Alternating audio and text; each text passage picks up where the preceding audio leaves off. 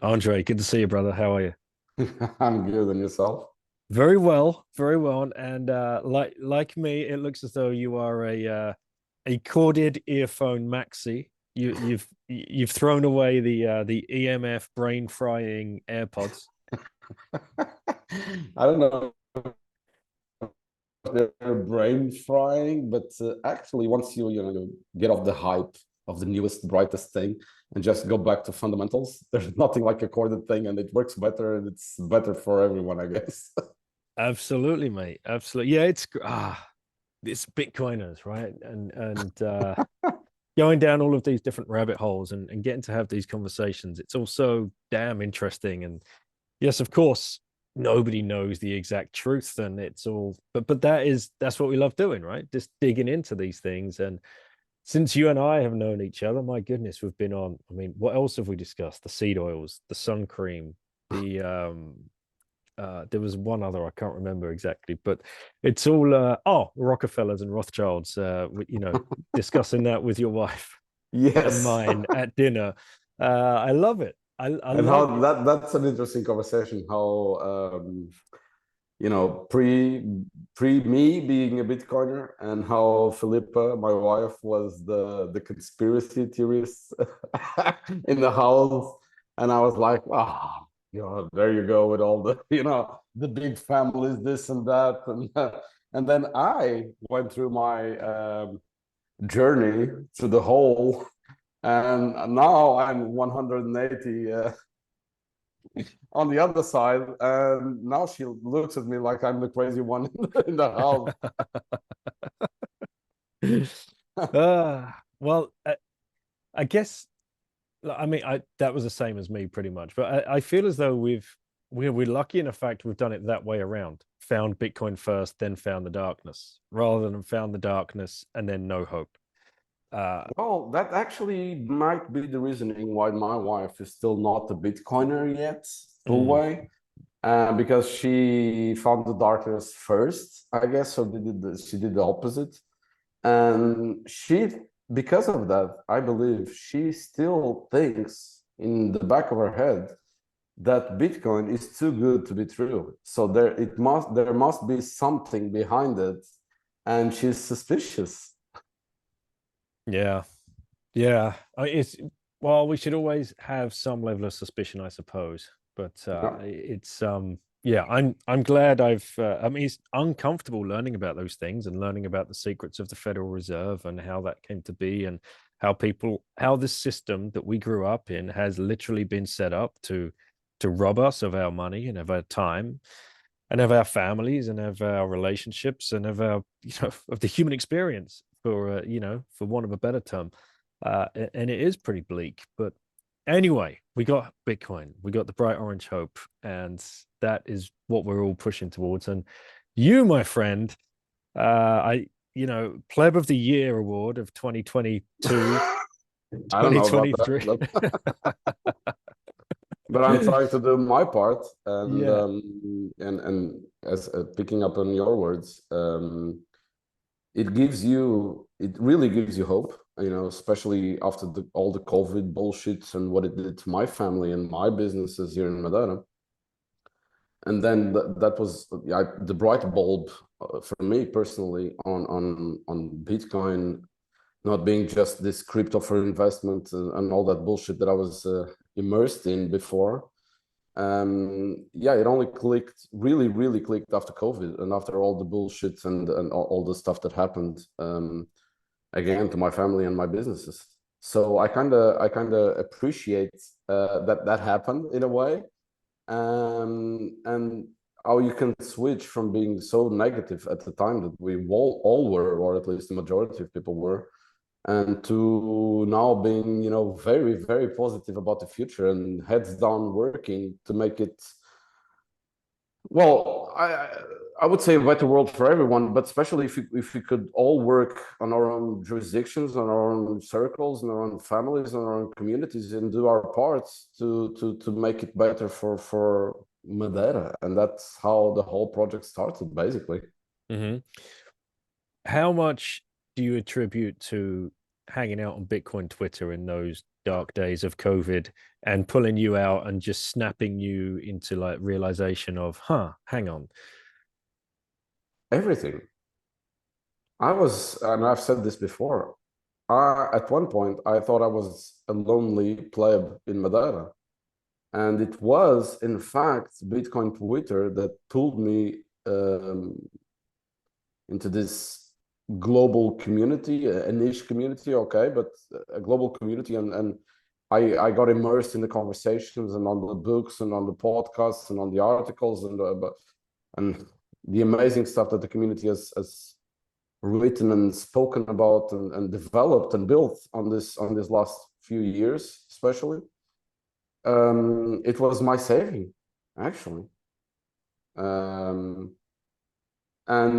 we can discuss how that came into fruition later, but it was all because of Bitcoin Twitter, basically. It's so it's I mean, it's so weird for people to perhaps hear that, but it was the same for me. It started for me back in the Fork Wars, where I was just sitting there thinking, I have absolutely zero to add to this conversation. But my goodness, like there's something really interesting going on here and something very important, which I really need to start understanding and digging into. And there are still some people that were around in those days, still there today, fighting the fight, every single day on there, calling out the bullshit, writing the articles, going on the podcast or creating podcasts or YouTube videos or whatever else. And yeah, it's what a what a weird. We will all look back in 10 years, I'm sure. Twitter or X, whatever people, it's going to become something completely different, and there will be that small group of people that are like, "Wow, man, like, do you remember those days?" Yeah. That And it's in fact what you may think that, but it's actually not true that you cannot contribute to the conversation. We all have our own skills, our own angles, our own expertises or whatever. That was a robbed term also from COVID, but well, uh, that we can in fact contribute. And I'm the living proof of it. I'm not technical. I still don't grasp a lot of I still get wow moments when I understand some technical stuff about Bitcoin every day. But I did get my angle, and I was able to take the moment or seize the moment and see where I could contribute. And yeah, and it is happening, and I'm very positive, and I'm sure I already made some contributions to my jurisdiction, some in my head, some contributions that may be really, really important for the future of the place I live in and my family, basically. yeah. So let's get to that moment, but before we've got to have the classic rabbit hole story. Like, what made you look at Bitcoin in the first place? Well, I went to the old, the shitcoin tuition phase, right? So I was already curious about crypto stuff. Before COVID, I started buying some shitcoins in, I don't know, late 2016 or early 2017. I'm not sure. At the time, of course, I knew shit. So it was, oh, I'm going to get rich quick and this is amazing. And oh, look at this Ethereum smart computer shit and it's amazing. And the ICOs and, all of that, right? Um, so I was already in the space, I guess. But going back, it only struck me after COVID, after all that nonsense, and when there was this light bulb moment when you realize that Bitcoin is not uh, a crypto investment coin. It's a lot more. Of course, it was a gradual process, but there's a specific moment when you really like listening to a podcast or reading a book, and then it's suddenly, I don't even know how to describe it, but what the fuck? This is this this is not about me. This is not about some euros extra I'm gonna make. This is this is way, way, way more profound, life-changing, and world-changing. So shit, I need to learn more. And then it never stops, of course. But I remember this specific conversation. Michael Saylor with Ross Stevens. Mm-hmm. And we have a story to share about Ross Stevens that I was so stupid, man, in Miami last year with you. But that conversation was, I remember it to be a very, very enlightening moment for me. And from then on, it was just down, completely down the drain for me and no return whatsoever. I remember that one well. That was the opening of the MicroStrategy World in Yes. 2022. Was it the beginning of 2022? I Can't think it remember the was, I think it was even sooner than that. maybe because Sailor Um, announced 2020, right? So it would have been 21 that they did the first MicroStrategy thing, and yeah, Ross was because the this was way before we took the president to Miami mhm, at the beginning exactly of 22. correct. So that this was way before. So I was completely orange filled by the time. So I guess it was 21. I don't Yep. remember exactly when. Yeah. And that in Miami, that's where we had the at the encounter with Ross even after Safe dinner that I was so tired I didn't even realize it was him. Yeah. Yes. I do remember I that just said, well. "Oh yeah, nice to meet you. Bye bye." And then I was in the Uber back home, and I was, "What the fuck, man?" He didn't even speak to Ross. Jesus Christ, the guy that contributed the most, or at least to the one of the most life-changing moments in your life, and you didn't even realize it was him. We Was, well, we were so tired, man, that trip, and we'll talk about that in a second. It was a great trip, but yes. So for those people that haven't seen that particular interview, go and check it out. Go to hope.com. It will be on there. Michael Saylor having a good 45-minute chat with Ross Stevens, and it's the only interview I've ever seen Ross give.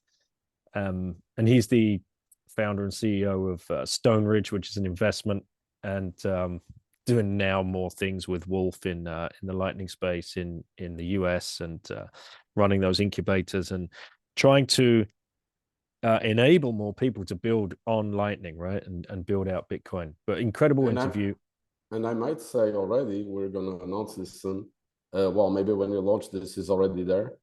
Uh, life, life runs in a very strange way, and now Nidig and Wolf are helping us with Bitcoin Atlantis and the conference and Free Madeira overall. So it's fucking amazing. Amazing. That is awesome. Well, I look forward to that announcement. Thanks for dropping it. And like you said, by the time this released is, then that news might already be out. But okay, so let's wind back. You and I, we got to know each other because you showed up in my DMs out of nowhere. Just another pleb in the DMs, which I always loved that anyway. And you wanted to get to have a chat and talk about perhaps translating my book Choose Life into Portuguese, because you just started Monstera Books and you Yes. were trying to get a few people and authors together because that was going to be your first project. How do I get as much information about Bitcoin or Bitcoin related topics into Portuguese so I can have that spread around not just Madeira, but the rest of the Portuguese speaking world? Why did Yes. you decide that that was going to be your first place to add value in the Bitcoin space?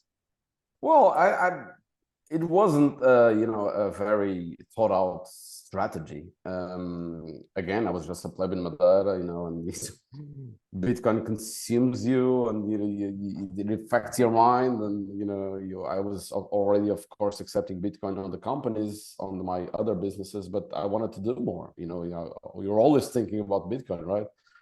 And and I think we've talked about this in the past, but short summary.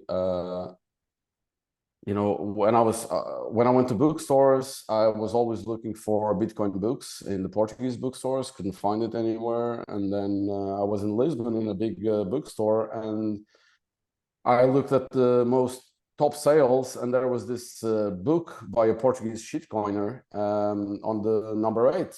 and I was pissed off because I couldn't find any good Bitcoin books. But apparently there was demand for, crypto. And that was the moment I decided, why not do, there's so many good books in other languages, especially English. I'll start a publishing company. I'll reach out to these people, translate the books to Portuguese, try to make it, try to sell them on bookstores nationally. And so I did. And the first guy I reached out was Jeff Booth on a Twitter DM. Again, unknown pleb from somewhere in outer space. But Jeff replied, and we got talking, and we signed a contract, and it was my first book, and I translated it. I put it all over, all the national bookstores. I was so happy, man. I was so happy. Like, I'm doing this. I'm contributing. I'm doing things. I'm losing money, but that's another point. Did you translate it yourself, or did you pay someone to do it? No, I did it very professionally. I hired Portuguese translator and editor. I published it. I worked with the national distributor. They were all over the national bookstores. Of course, you then understand I had no experience in publishing whatsoever, that it's very hard to monetize. It's a long-term thing. Because you do have a lot of initial investment, and then it's a very niche thing, as you know. It doesn't sell like one of those, Michael Christian, latest books or whatever. Yeah. And it's not in front of people's eyes, because you do have to do a lot of marketing to be in front when you get into the bookstore. And there's a whole game of marketing on books as well that I'm started to learn.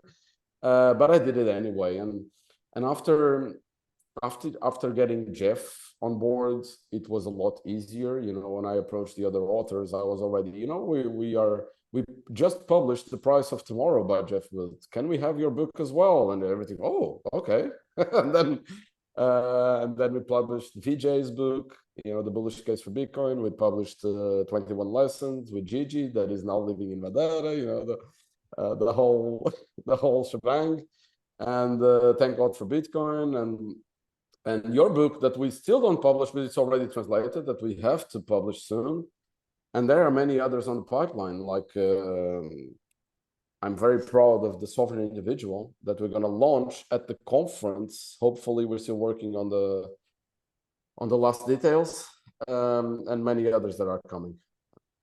Yes, amazing. And that ties into a nice little pleb story where you had no idea that Nico was living on Madeira, right? Nico from Consensus Network, or Nico Bitcoin from Bookshop. Consensus, that also translates books, and it doesn't specify in a specific country, works worldwide.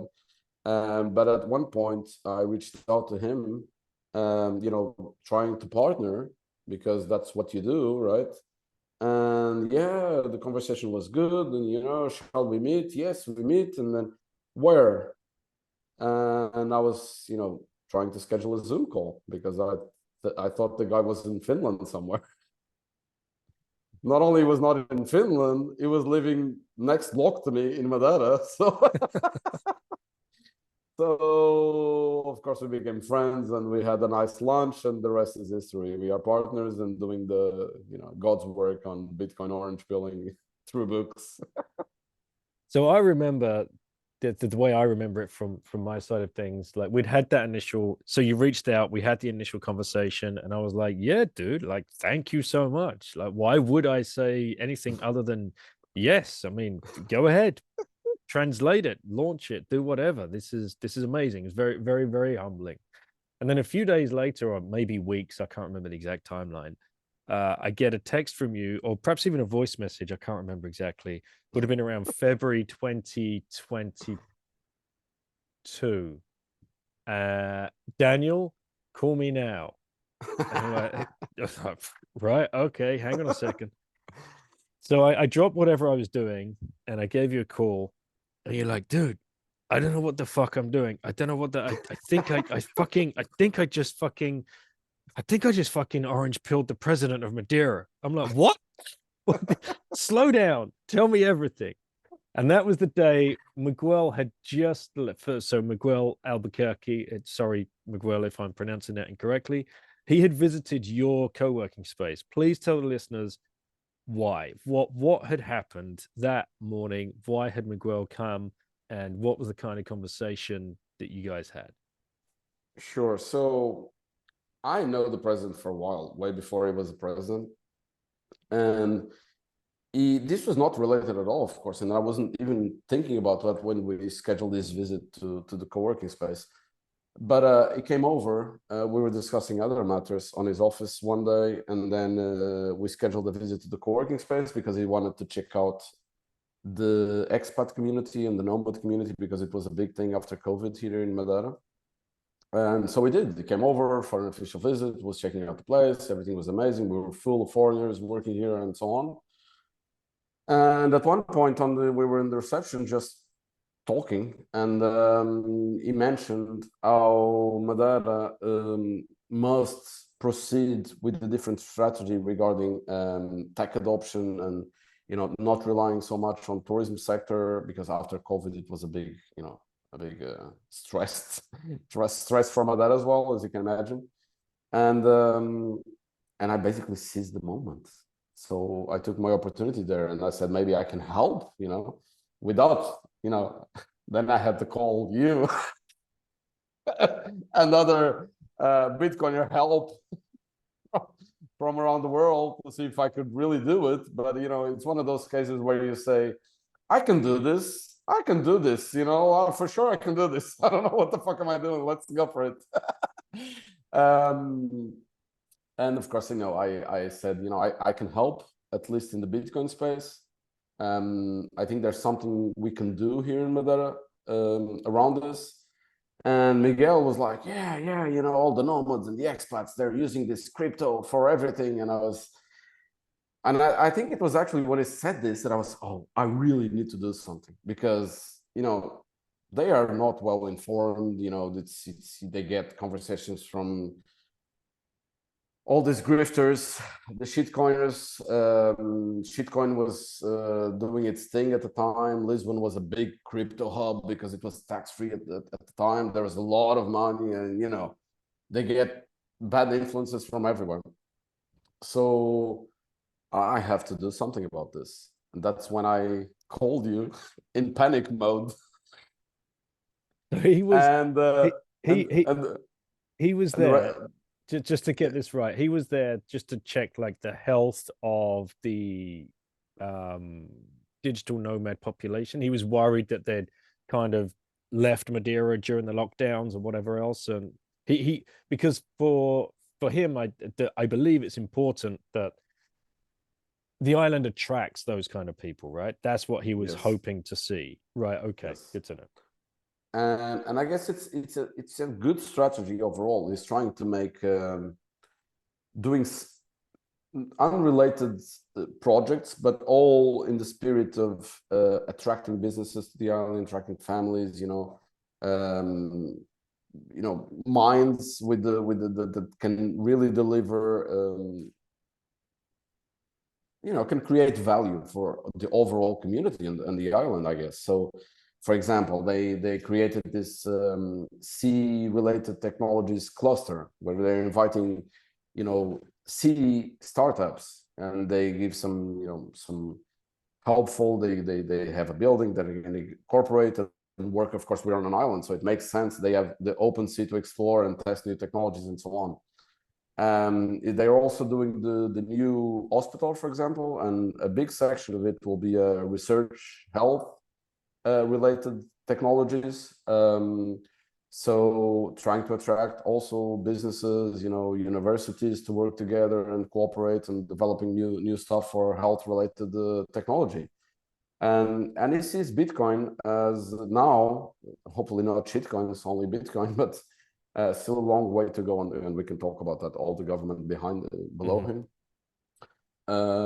as another way to attract again like-minded individuals, companies, incorporate to put Madeira on the forefront and not stop it or fight it. Anyway, embrace it. Actually, the opposite. Try to embrace it, so Madeira can be on the forefront. As he says so often, you cannot stop wind with your fingers, right? So it is happening, right?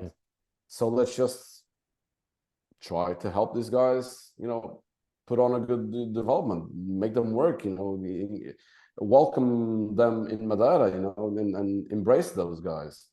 And it's part of the overall strategy, and good for us because it's working. Yeah, absolutely. So at this point, after that meeting, the way I understand it is he kind of gave you the green light to invite whoever you could to the island to come and speak to him and some of his cabinet about Bitcoin. Was that the way it started rolling? Yes, well, we tried to bring Samson at the time. I think you That's reached right. out to Alan Farrington as well at Big one shout out point, to and then Farrington. Thank you, Farrington, for helping us. Because yeah, you called yes, me and said, "Oh, can we get Samson Mao and then two or three others to fly over to Madeira?" I'm like, man, I don't know. I'm just a pleb like you, but I can ask around. And the Alan was the power first. of Plebs United, Yeah, like Alan was the first person I asked. I'm like, there's something going on here in Madeira, and would you mind putting us in touch with Samson? And he's like, yeah, of course. Blah blah blah. Like, and that was the but first it was step. actually good that it didn't work. Mm. They Remember, couldn't. because Yeah, there was a yeah, there was clash of some schedules. calendar Yeah. stuff, and we couldn't make it work. And then at one point, we've discussed this in the past as well. All the most crazy ideas are the ones that usually work. I had another crazy idea, and I reached out to you again. Remember, Daniel? What if we bring the president to Miami? What if? And There of was course, there was a Zoom call though. There was a Zoom call, which was the most surreal Zoom call I've ever been a part of. When you flicked up at sat next to the president with the flags and everything behind, and on the call were myself, Jeff Booth, and Samson. and Samson, yeah. Well, I'm thinking, what the hell is going on Yeah. here? And then Samson and Jeff did their thing, and But that that was was what. already after this. So first you said, "Yeah, let's fucking go. Let's try to do this." And it was hard to convince him. It was not at first that I convinced the president. I dropped the idea, and he was like, "Oh yeah, yeah, yeah, yeah." Yeah." And then we had the Zoom call, and then there were other calls, and then there was a client of mine that was actually important in another meeting that I went there with him. And he also said to the president how important it could be to Madeira to accept this invitation. And actually, it was on that meeting that suddenly the president said, "Okay, okay, okay, call this assistant. Madeira, come here. Let's do this. Schedule. When is this? When is this, Andrea? This is, let's go." And it turned out to be a green light to visit Miami, and it turned out to be the most surreal week of my life, Yeah. basically. Yes, it did. It's still kind of foggy in my head. I remember Uh, the big moments, because we then scheduled the whole thing, and I reached out to the community, you and Jeff and other people, to arrange meetings the best we could during Miami, and I don't think we could have been more successful. Our first meeting was a breakfast at Michael Seller's house, villa, whatever, that huge thing that where he received us, where one of the servants was actually from Madeira. that was Crazy nuts. story. That was Crazy story. outrageously unbelievable. Yeah. What was the guy's name? I saw him last year as well. Oh shit. I think It, I kept his name. I it, don't remember the name. it will come back to me. Oh Uh, shit. We should invite him to come to the conference. there you go. But there was Visit the also family hall. Come with Michael. I as don't this, know. yeah, yeah, exactly. Jump on Michael's plane. As this was happening, there was another side story to this, which was also surreal as well. That's when Prince Philip suddenly dropped on Twitter with his chat show, and he came on the podcast. And Yeah. when we were talking to the Bitcoin Miami organizers, and we're saying, "Oh yeah, would you consider offering a ticket to the president of Madeira?" And I remember Brandon was like, what?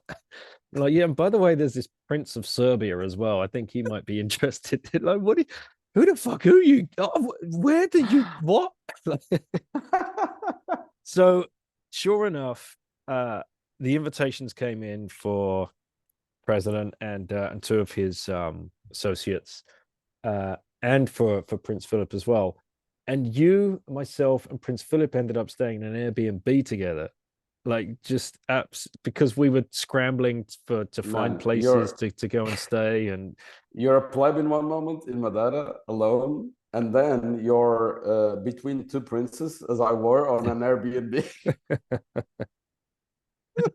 all three That's of us actually a good podcast name, Between Two Princes. We should have recorded some at should have done. All three of us complete strangers to each other, now flying across, and we had to make some emergency paperwork under the table to be able to fly into America. Yes. Which thank you again to some very resourceful Bitcoiners and plebs out there that managed to help many people actually get across.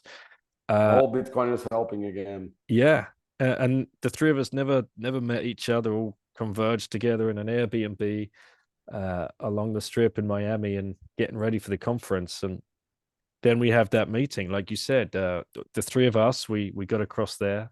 Randomly enough, we're staying right opposite the bloody place across the river. Yeah, we could see the place Yeah. from the balcony. Uh, and yeah, that morning. So just to put the plebs at the table, there was yourself, myself, and Prince Philip, and then President Miguel and his two aides, Medeiros and Nuno. Yes. And yeah, across comes Sailor, walks across the.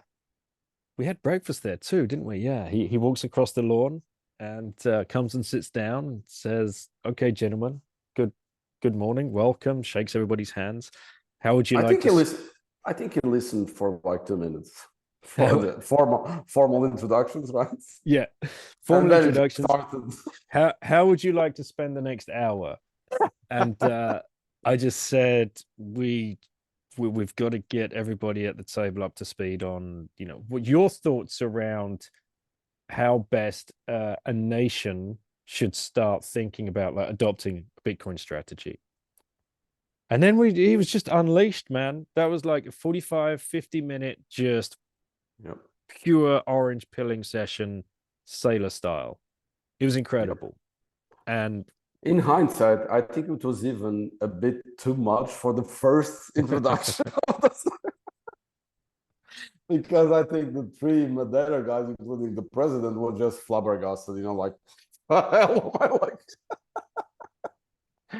But it was very, very important. And again, I think it was.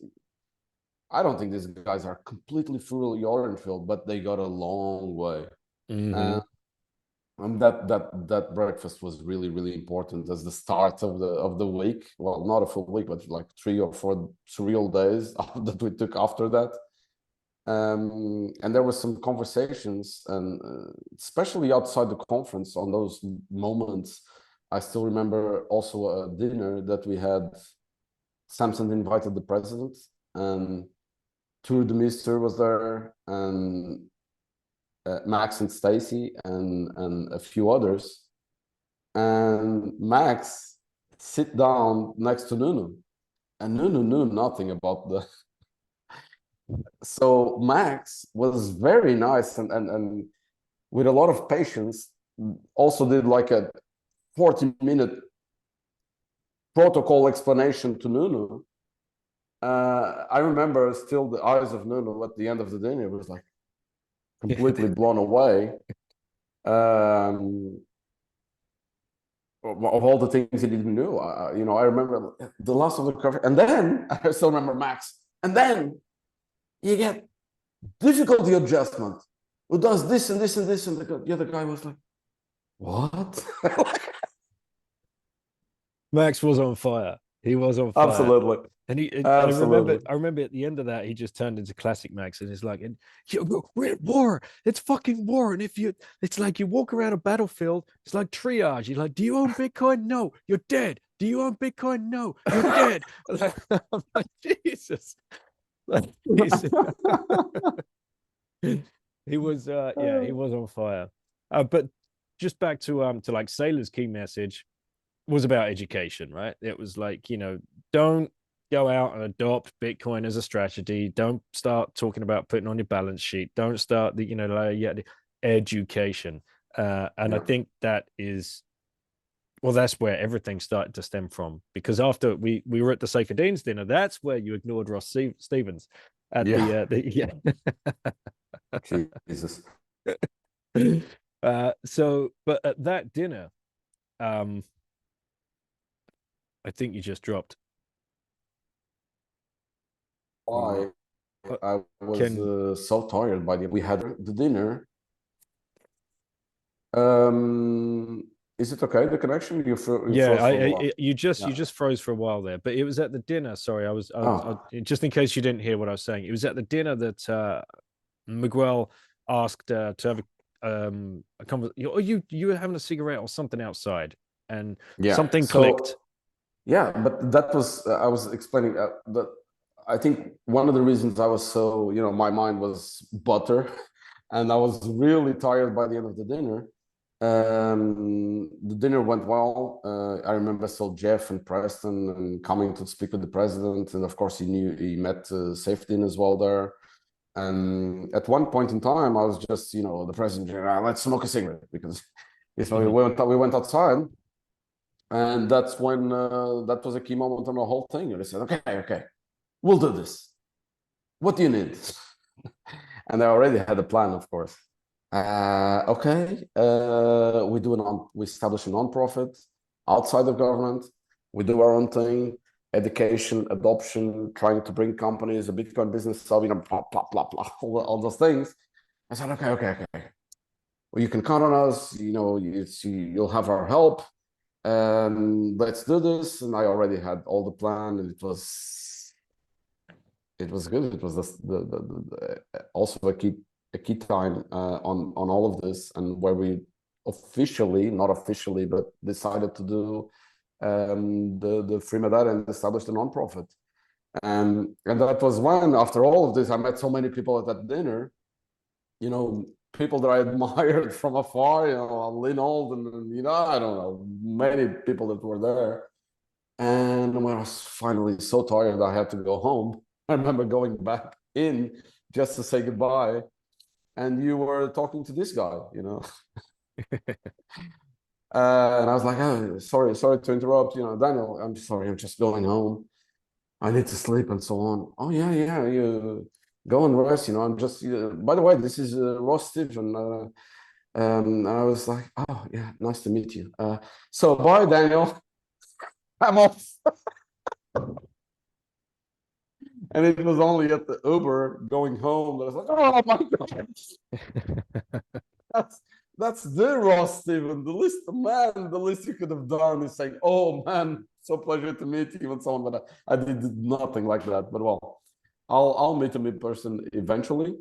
And I also feel that I know him a lot more because we exchange emails, of course, because of Nidix and Wolf presence here at Bitcoin Atlantis. And I only have to thank again to those companies and Ross Stevens in particular for helping us out. Mm-hmm. Is he able to come to the conference, or not sure? Oh, No, that's a he's shame. not coming. Unfortunately, he will Okay, eventually. that's a shame. And then there's one last little, just to tie the other side story in, because if Philip's listening, he'd love to like relive this moment when you were actually there. When Oh yeah. so Samson announced Jan 3. I was the only witness of Right. that key moment. Samson announced Jan 3 at that conference, Miami 2022, and he had Miguel go up and talk about Madeira quickly and say, we're going to be a Bitcoin friendly island. We're going to be looking to bring businesses and up the education of the citizens and whatever else. And then Samson at the end of that said, right, well, I'm starting Jan 3. This is going to be focused on nation state adoption, big kind of policy people that we want to, get in touch with, obviously after the year before with the El Salvador announcement. And then you guys, well, you can tell the story because I wasn't part of it. You, Prince Philip and Samson. Yeah, I was just, it was weird, man. I was on the VIP lounge or something, just eating something with the prince, just chatting about. We were actually having the same experience, like completely surreal week for both of us. So we were just chatting about it, and suddenly Samson comes to the table. Philip, I would like a moment with you. And I actually said, oh, okay, I'll just leave you be. And Samson said, no, you can say, it's fine. Look, we're starting Gentry. We want to hire you. And Philip was like, for 3 seconds, like this, frozen. Okay, I accept it. It was so funny. And I was like, what is happening here? Like, and Philip, I think Philip started to, then it started falling, but I do need to work something out. I need to, quit my job and tell my wife. We'll figure it out. We'll figure it out later. Like, it's fine. And yeah, he's been working with Gentry and Samson's ever since. Mm-hmm. Yeah, it's surreal. All that stuff went down that week. And I remember getting back to the Airbnb and you guys were on the balcony having a beer. And I grabbed a beer from the fridge and joined you guys. They're like, oh, yeah. So he just got hired by Samson. I'm like, what? What? Oh, yeah. We're going to start Free Madeira. And like, huh? Like, what is happening? Because the conference was so massive, we'd always like be bouncing around different corners of it. So it's always nice to have those that last 1 or 2 beers on the balcony and just kind of defrag, man. It's like, what the fuck? And this is the thing I want the plebs to understand. This sounds all like, really high flying and whatever else. It was just one footstep after another. And this is what happens when just starting something, and whether that is writing an article or a YouTube channel or a podcast or just starting a meetup, one thing after another, and it just slowly starts building up. And before you know it, 6 months, you look back after 6 months, you're like, how am I in this position where I find myself now? That happens so quickly because the plebs have got you. They've got you solid. My life completely changed. And it's exactly that. It's a time chain, like the Bitcoin time chain, right? And one block, TikTok next block after the other, a chain of events that started with on my case, with a DM on Twitter to Jeff, and it ended up with it won't end up there, but right now with Free Madeira already fully, on full steam, and a huge conference in my island, and man, we'll talk about the conference, of course, but this big thing where Jack Dorsey and Michael Saylor and Jack Moss and Jeff Booth and yourself and so many others are coming to my island for a conference in a stadium and president's dinner and music festival.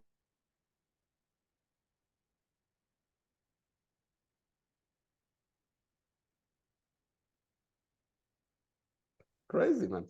On top of each other.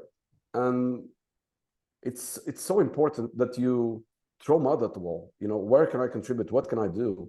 And the doing is the key factor. But just do it, man. Just do one thing, and then do another, and then do another, and then things will start falling into place, and you'll adapt, and you'll adjust, and you'll develop, and and it grows from there. Mm-hmm. So, and just to keep the full arc of the story here, we come back from Miami, but you're now thinking, how do I launch Free Madeira? What's so what's the plan?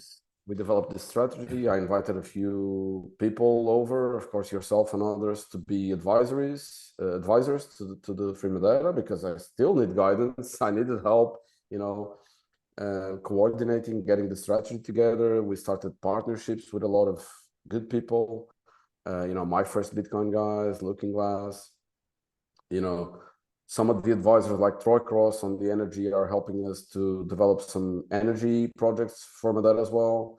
And of course, the government is helping us also with the Bitcoin Business Hub. We still have to find the proper place, but it will fall into place where we want to have a physical space for the community. So it all started growing from there. We basically established the nonprofit, all the bureaucracy, all the bullshit, we introduced, after we did that officially, we went to Bitcoin Amsterdam as well to do a new talk and, officially introduce Free Madeira as a proper entity this time. And yeah, we started working, heads down, started working on the project. And then at one point, on one of our advisory board meetings, I dropped the idea of doing a conference here again.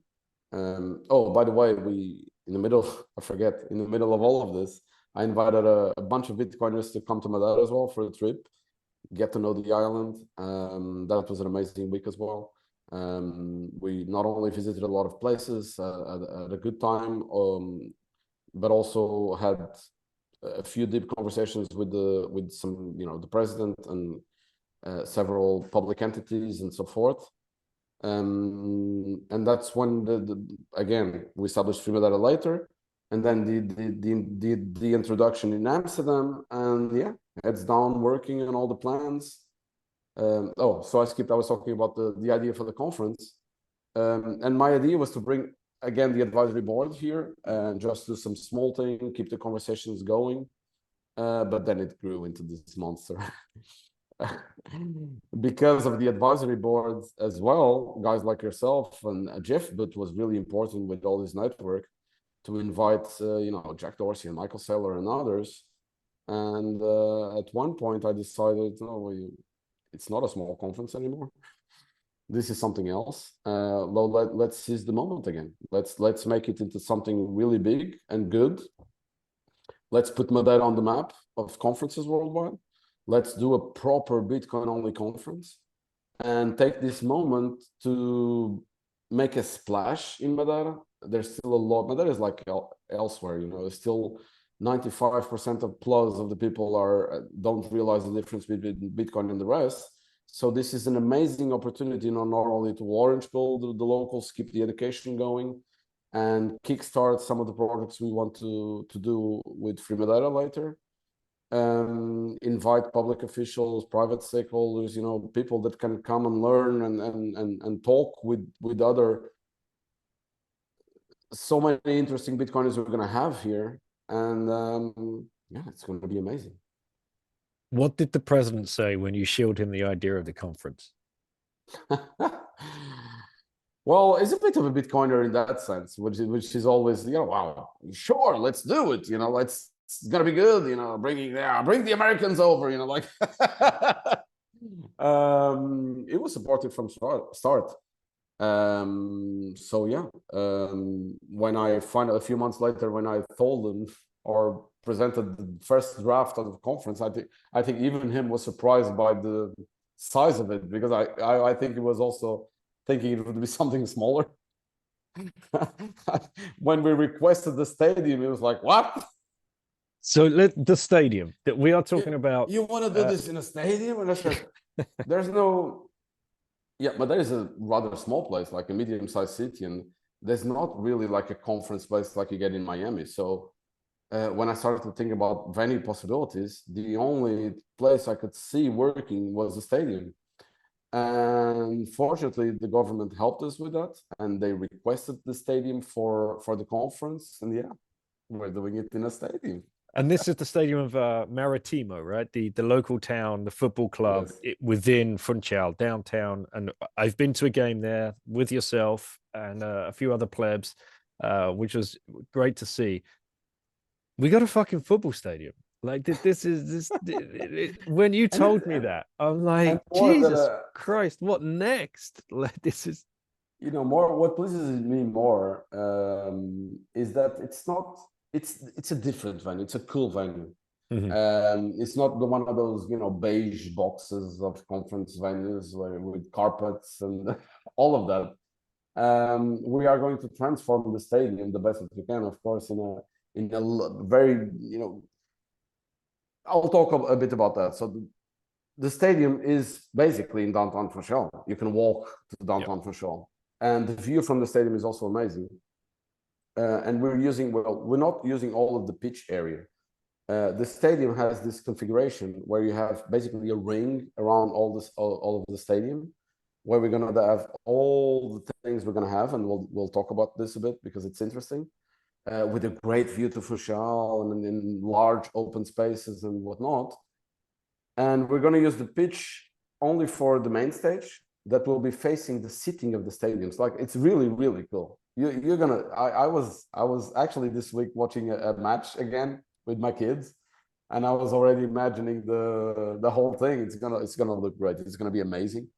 We hope the weather helps as well, because although it's rain protected, it's gonna be a lot cooler if it's a good week of weather. And the outer ring is also very, very cool. And yeah, once we decided to go big, we can talk a bit about that. So the whole outer ring will have all the other areas for people, a huge pleb lounge with a commentary booth that will be run by Knut and Luke from Freedom Footprint. And there will be a lot of lounge areas and bars and stuff to do. There's going to be a gaming area full of games, and the merch store, the whole food court. We're going to have amazing food there as well for everyone. There's the art gallery that is being curated by Fractal Encrypt. We have the best guys helping us with this. So fortunate to have all this help, and I'll talk about a few more. We have the book corner that is being run by Virginia. We're going to have a small stage of its own with book authors, book conversations, book signings. The whole exhibition hall, where inside the exhibition hall we'll have also 3 different spaces, workshop spaces. One of them is the Ellen Bits Maker Bits. It's going to be run by Ben Ark and the Ellen Bits community. The other one is the BTC sessions. So BTC sessions is going to be there. It has a whole program of workshops already, and practical stuff is going to show off there with the collaboration of a few others. There's another room that's going to be run by 3 different entities: My First Bitcoin, Looking Glass, and Amity Age. They're all going to do some workshops there. There's another small workshop areas that different brands are going to do different stuff as well. There's a whole kids area. This is a novelty, I guess, on conferences, where we're going to have 2 different spaces. One of them for babies and toddlers up to 6 years old, with nanny support and games and stuff for them to do. And on the other one, a bit bigger, we're going to have a tent with a small stage of itself, with the program, conversations, but games and board games and chocolate stuff and lightning piggies and many, many cool stuff for the kids to do. Then we have the open source stage, which is, I wouldn't call it at all a secondary stage. There's a full program there with amazing conversations. We're going to release the full schedule soon.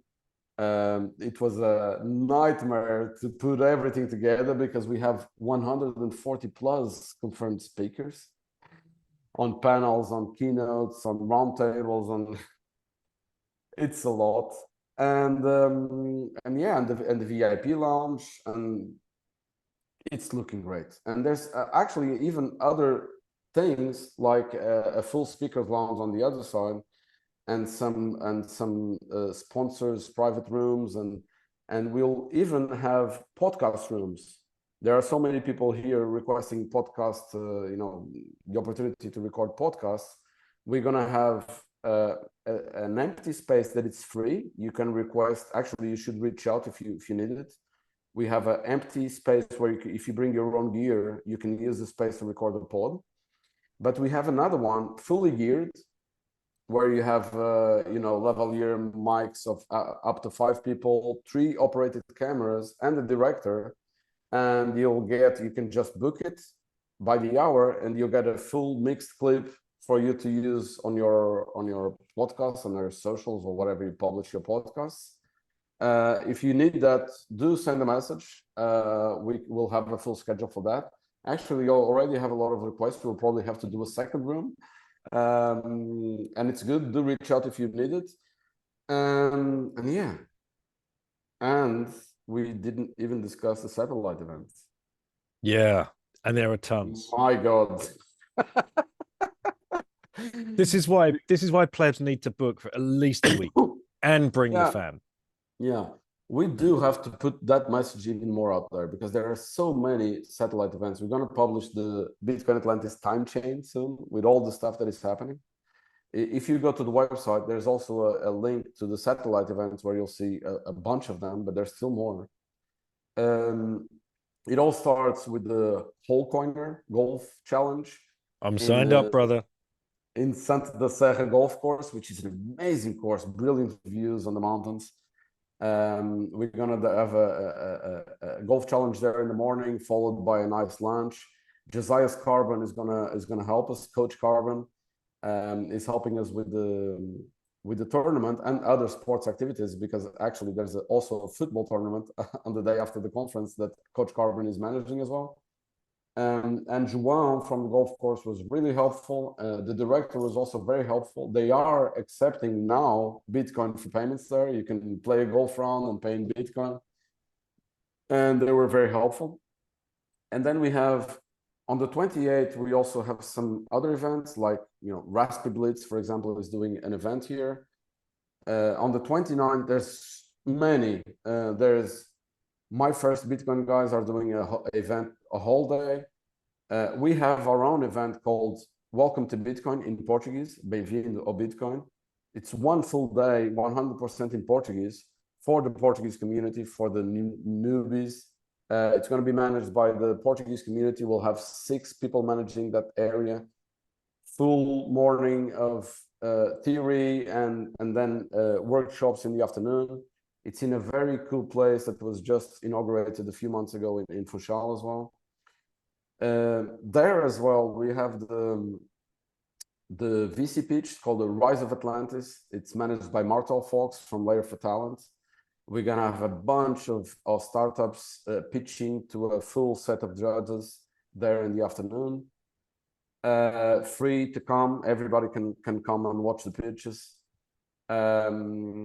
We have, oh my God, we have Women of Bitcoin, a brunch in the morning with Natalie Brunel, Rachel Geyer, Valerie Love.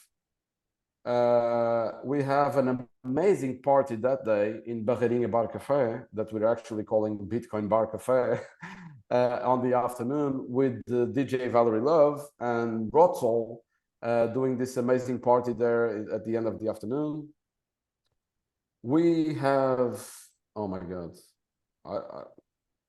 there's so many things happening. We have the President's Gala dinner, but that's of course an invite-only event on that day as well. Is welcoming a few of the Bitcoiners around for a nice dinner, and taking the opportunity to invite some of the locals as well. Business owners and people that he wants over to chat for a bit, have a good time, but also network and learn something. Invite them to the conference as well. And then on the, I'm forgetting stuff for sure. I should have a list with me. We're signed up to the walk. There's a walk after on the 4th. There's a 10-kilometer walk. There's many walks. Right. Okay. And runs as well, right? I think. And runs as well. Yeah. We have the Alfini Seaside Run. Bitcoin runner guys are doing that. We have the Alfini Mountain Run, which is another one, and in the mountain. We have the Pleb walk on the mountain as well. Actually, there are a lot of commitments as well. I think they're going to have to get a second buzz because it's already full of people wanting to do that walk. But so we start the main event on the 1st, the Friday. The main venue runs from 9 to 6 p.m. On that day, we're going to have a very cool event. We run the meetup, the Free Madeira meetups every month. But this month, especially for the conference, we're going to do a very large one on a very cool place called the Nini Design Center by the port. It can get up to, I think, 700 people there. And we're going to have Roger 9000 doing his show there. We're going to have the Satoshi Nakamoto band after Roger 9000. So it's going to be an amazing party there. Please come, everyone. It's free of entrance, and there'll be drinks and snacks there. And and I'm forgetting stuff on the first day as well. There's other things on the first, and then there's the second day, and we have one of the main satellite events on the second day. So after the conference, on a very cool park, beautiful, 1 minute walking of the main venue, we're gonna do the Atlas Music Festival, and we have 4 bands lined up.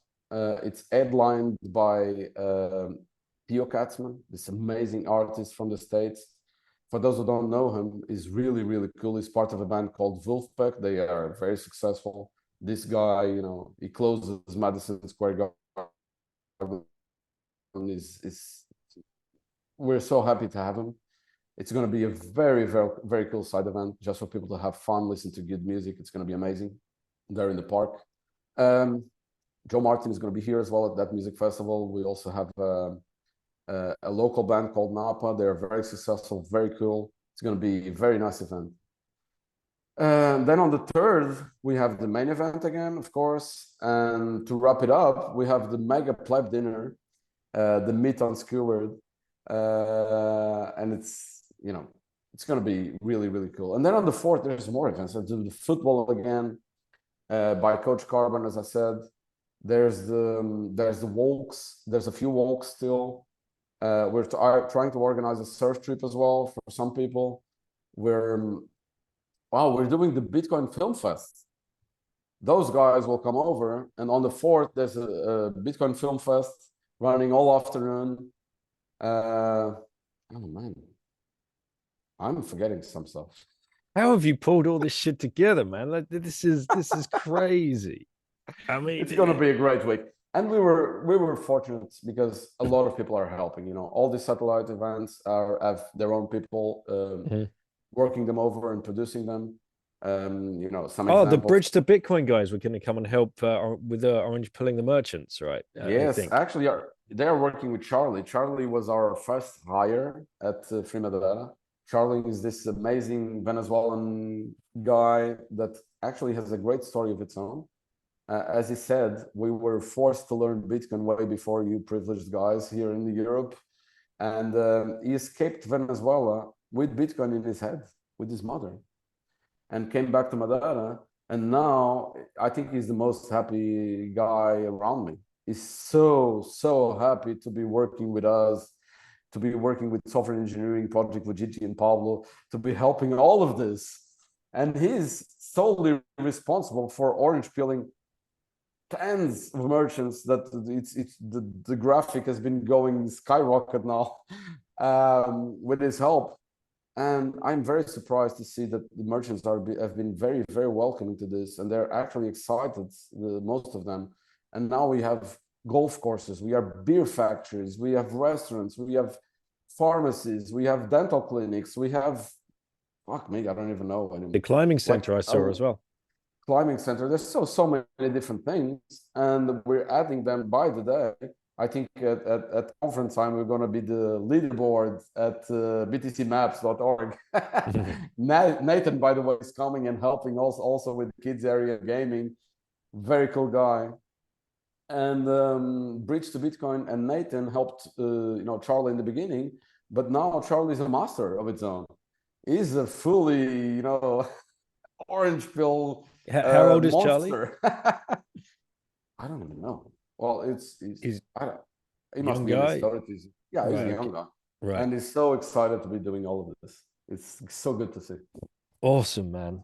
Well, if the people listening or watching aren't pumped up about this conference now, I don't know what else it's going to take. I mean, it sounds so awesome. We, as you know, are all coming. We're really looking forward to it. Thank you for including me in it. I've had the privilege of organizing the block on Saturday afternoon, Economies in Transition, and really looking forward to hosting that and getting the panels up there and having these discussions. If there's one conference that the plebs can afford to go to this year, this is the one, because you can bring your family. I'm biased. I do think so.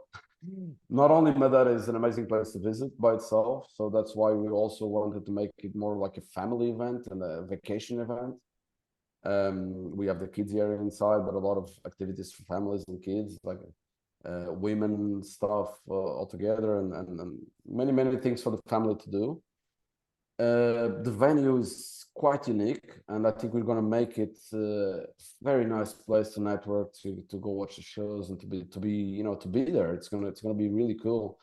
And again, with the help of you guys and the advisory board, we were also able to round up a few key people that I think are going to make the programming and the conversations so interesting.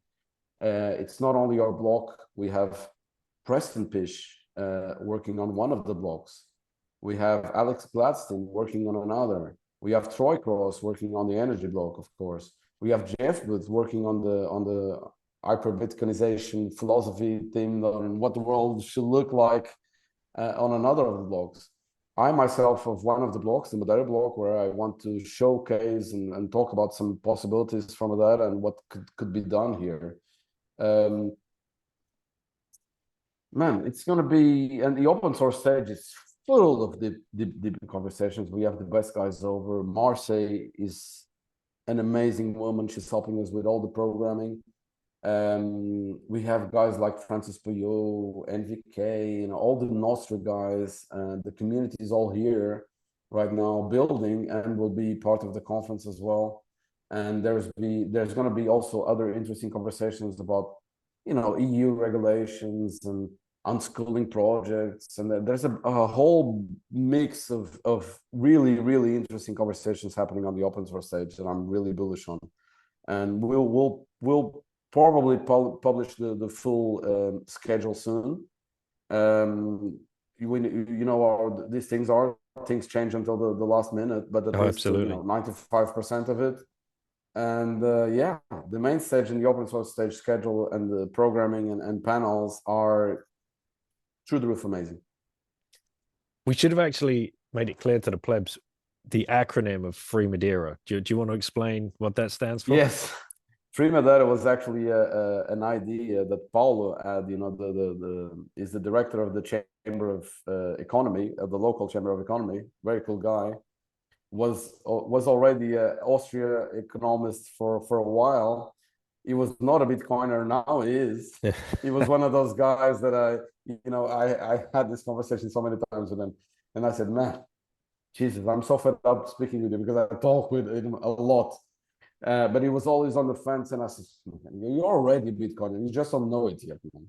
When you truly understand it, now it's fully orange gold.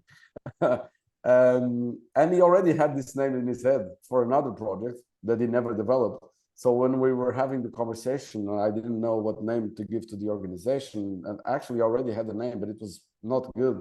I was not happy with it. And he suddenly said, what about free? I said, what, free? What does it stand for? And he said, Regional Forum for Economic Education. I said, oh, that's perfect, actually. Can I take it? That's how it started. So in Portuguese, how do you say it in Portuguese? Fórum Regional para Educação Económica. Right. So that's the FREE. Perfect. In English, we have to switch it, but we know exactly what you're talking about. The perfect name, man. You can say Fórum or Economic Education or whatever, just to keep the letters in the same place. Yeah. All right. Hang on. You just froze. No, you're back. You're back. All right, man. Well, we've got to wrap it up. If you had one last orange pill left to give to somebody, who would you give it to and why? I'm gonna keep the same answer every time, because he's the most well-known person in the universe, basically, and he's from Madeira, Cristiano Ronaldo. I think he could be such an important player for Madeira and for the Bitcoin space if he was not shitcoining or through, he was promoting some NFT bullshit on Binance, probably paid for stuff, of course, and of course he must be a very busy man and full of layers of people around him, and I don't think he understands the difference. If he did, that could be amazing for our island and for the globe. He's such a global player, that it could be important for everyone, and it could be a good promoter of the good cause and not the shitcoining cause, you know. And we have a plan in place, do we not, Andre? We have. we, we do, but I don't think he ever got the book. You know, Well, we again, can a talk full about we let's layer talk of let's tell the people plebs around them. tell the plebs the idea that we conspired to try an orange pill Ronaldo. Yeah, so you, me, and Safedin, we created a group and we started conspiring about the CR set orange pilling strategy. So we did send them.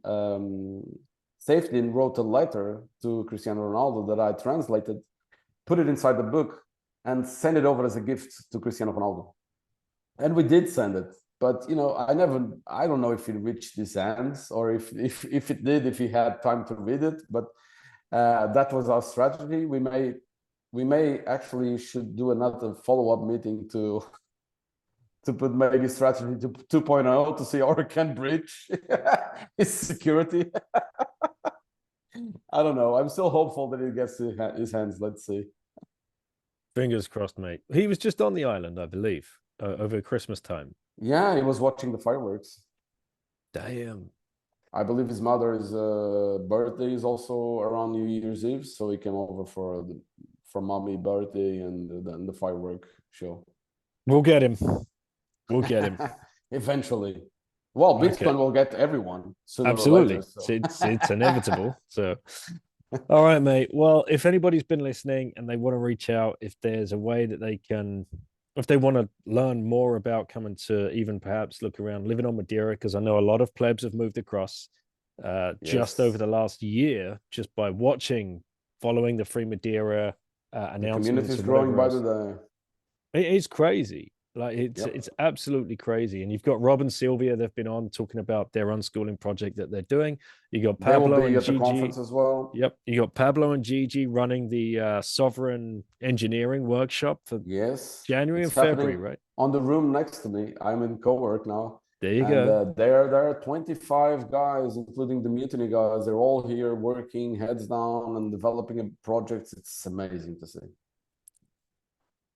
So the plebs, they need to reach out if you're considering moving to a different jurisdiction.